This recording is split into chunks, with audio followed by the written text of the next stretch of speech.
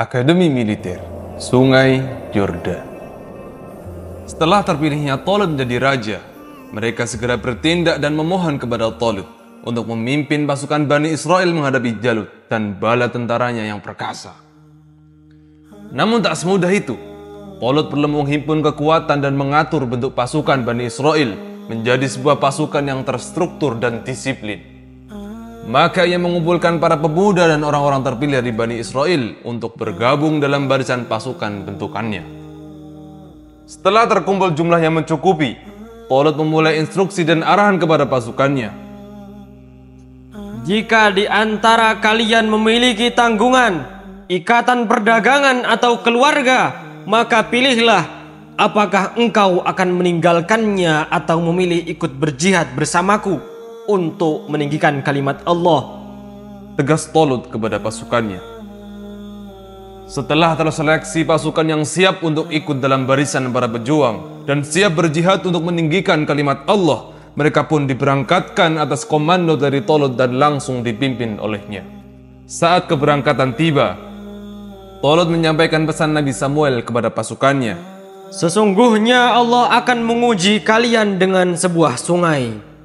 Maka sesiapa meminum darinya, maka bukanlah ia termasuk pengikutku, kecuali menciduk satu cidukan saja dengan tangannya.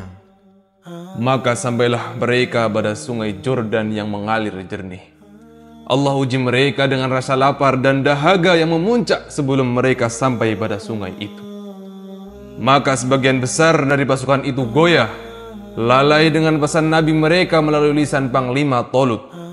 Banyak dari pasukan itu meminum air sungai lebih dari batas yang sudah ditentukan. Mereka gagal pada seleksi kedua. Hanya sedikit dari mereka yang mampu meneruskan perjalanan. Allah munculkan rasa malas pada pasukan yang meminum air melebihi batas dan enggan untuk melanjutkan perjalanan untuk berperang. Mereka berkata, "Kami tidak kuat lagi pada hari ini melawan Jalut dan bala tentaranya."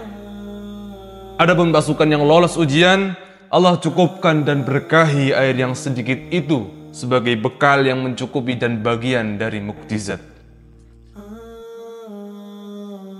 Mereka berkata, "Betapa banyak kelompok kecil mengalahkan kelompok besar dengan izin Allah."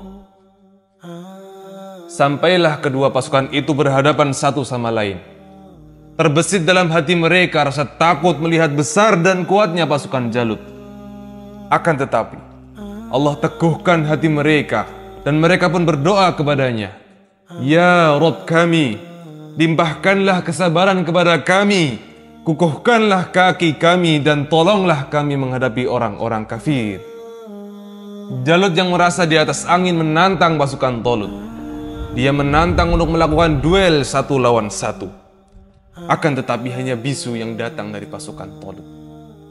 Hingga muncullah Daud menjawab tantangan Jalut, seorang pemuda belia yang Allah karuniakan kepadanya kekuatan dan keberanian. Dengan ketapelnya, Daud melontarkan batu dengan sangat cepatnya. Seketika itu, tubuh perkasa Jalut tumbang terkena lemparan batu dari ketapel Daud. Setelah tumbangnya panglima kafir itu, sang pemuda pun menghunuskan pedang lalu memenggalnya. Pasukan Jalut lari kocar-kacir melihat panglimanya terbunuh oleh Daud. Demikianlah Allah menangkan pasukan beriman atas kekuatan kebatilan. Sungguh jika kebenaran telah datang, kebatilan akan lenyap. Karena sesungguhnya kebatilan itu pasti lenyap.